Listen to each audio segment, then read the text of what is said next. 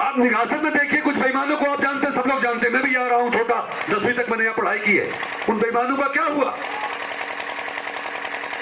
क्या सजा दी ईश्वर ने उनको?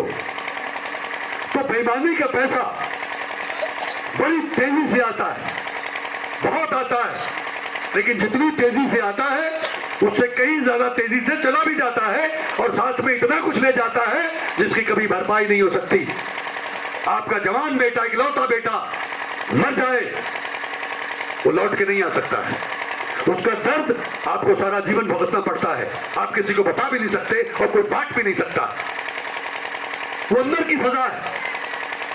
लेकिन ईमानदारी का पैसा कम होता है, थोड़ा होता है, धीरे धीरे आता है, कभी जाता नहीं है और साथ में इतना कुछ ले जाता है जो कभी खत्म नहीं होता है। ईमानदारी से कमाई करके आप अपने घर में पैसा लाओगे, थोड़ा होगा, लेकिन आपके बच्चों के लिए, आपके परिवार के लिए वो अमृत बन जाएगा। आपके बच्चे लायक होंगे, आपके बच्चे समझदार होंगे, आपके बच्चे आपके सारे सपने पूरे कर देंगे। लेकिन बेईमान के बच्चे उसके सारे सपने ध्वस्त कर देंगे। वो बेईमान तड़पता हुआ मरेगा, चिंता में मरेगा, बीमार होकर मरेगा, सदमे में मरेगा और उसके मर जाने के बाद उसके वो जो बच्चे हैं जिनको उसने बेईमानी की कमाई ला के खिलाई थी, वो जहर पिलाया था, वो उसकी धज्जियां उड़ाएंगे। बेईमान के घर में या तो कोई ऐसा हरामजादा पैदा होगा जो नशे करेगा और ऐसे आंख में उंगलियां बढ़ाएगा, गालियां देगा सामने से, या ऐसा रिश्तेदार मिल जाएगा कि वो अदालत में ही मुकदमे लड़ते रहेंगे, या ऐसी बीमारी आ जाएगी जिस बीमारी का कोई इलाज नहीं होगा। ये बेईमान क्या होता है? मैं ऐसे बहुत सारे बेईमानों को जानता हूं और उनकी हालत मैंने देखी है, मालिक का इंसाफ देखा है। मैंने ईमानदारों की यहां देखा है, कम था, थोड़ा था, लेकिन आप हैरान हो जाएंगे। उसका बेटा आईएएस अफसर बन गया, जज बन गया, उसने उसके सारे सपने पूरे कर दिए, सारी कमियां पूरी कर दी। तो एक तो ये कि अपना काम ईमानदारी से करना, पूरी ईमानदारी से। खेत में बुआई करते हो, तुम्हारे पास जमीन है, वाहिगुरु वाहिगुरु कहते हुए जोतना और वाहिगुरु वाहिगुरु कहते हुए बोना। देखिए उसमें कैसी फसल होती है।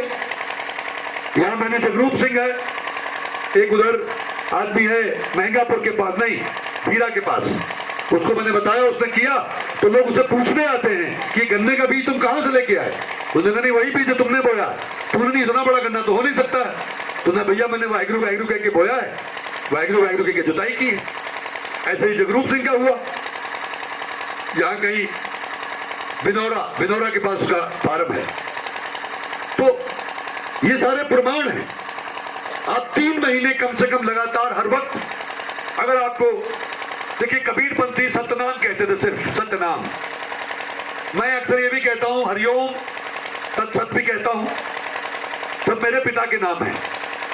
लेकिन एक ओंकार सतनाम वाहिगुरु ये अपने आप में पूरा है। एक ओंकार, हे हरि तू एक है, कार, ये जितने भी आकार है, ये जितने भी चेहरे हैं, ये पेड़ पौधे, ये जो कुछ भी हमको दिखाई देता है, परिंदे, घास, जीव जंतु, ये सब तेरे ही आकार है, तेरी ही शक्लें है, तू ही है।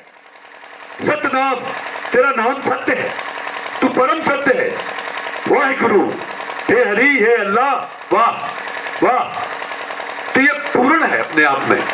सारे धर्म ये कहते हैं कि वो एक है, सारे धर्म ये कहते हैं कि अच्छा इंसान बन, बेईमानी मत कर, बुरा मत कर, नेक बन, ईमानदारी से काम कर। तो जब सब कहते हैं वो एक है और सबकी शिक्षा भी एक है, तो फिर वो अलग अलग कैसे हो सकता है? या तो कोई धर्म कहता हो कि किसी की जेब काट ले, कोई धर्म कहता हो किसी के घर में चोरी कर ले, और कोई कहता हो कि मेरा भगवान तो ऐसा है। नहीं, सभी कहते हैं वो एक है, तो फिर अलग अलग कैसे हो गया?